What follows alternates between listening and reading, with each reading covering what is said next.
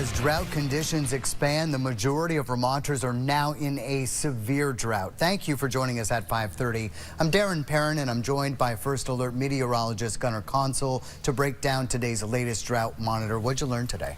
Well, so we are all mostly in severe drought, but also a new category has popped up, which is extreme drought.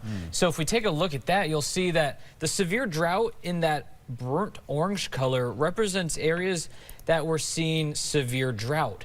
But you'll notice that red is extreme drought. That occupies about 7% of New Hampshire and is almost entirely in Grafton County, with a tiny sliver of Sullivan County as well in that extreme drought. Now, what do all of these categories mean? Well, I'll be talking about that in a few minutes. All right, Gunnar, thank you very much. Well, today our Kendall Clare spoke with farmers about how the drought has impacted their crops. She joins us now at the Jericho Farmers Market. Kendall, conditions, have varied statewide. What are you hearing? Darren, it is a mixed feeling for many farmers, with some crops like corn having a tough time in the dry conditions, while others grew to the occasion.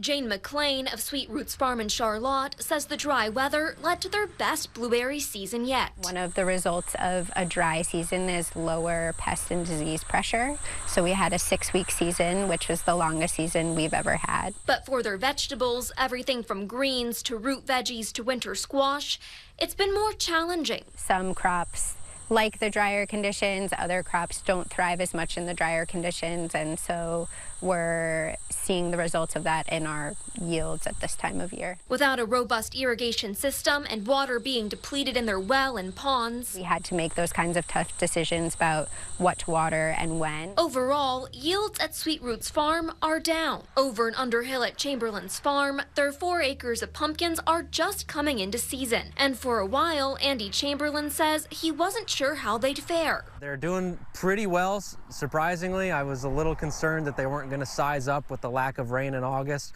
but because it was dry, we had minimal disease pressure, so I think that kept them going. He'll know for sure how they did when they go harvest them this weekend. For their hay and sweet corn, it's been a mixed bag. First cut hay was really good yields thanks to the wet spring. However, we lost a quarter of our corn production that didn't even come out because it got planted in prime conditions, and then we had 2 weeks of cold, wet rain. With 2 summers of flooding followed by this year's drought, farmers say having a diversity of crops and adapting to the changing weather patterns is key. Cold, wet spring really hurts us, and a really dry summer can cripple us as well. And with climate change creating more extreme weather, I don't really think that it's practical for farmers at this point to hope for anything. You just sort of have to be resilient and continue to try and shift.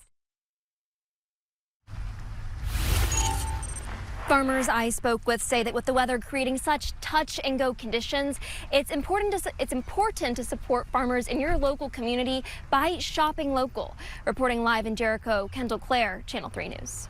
Kendall, thanks.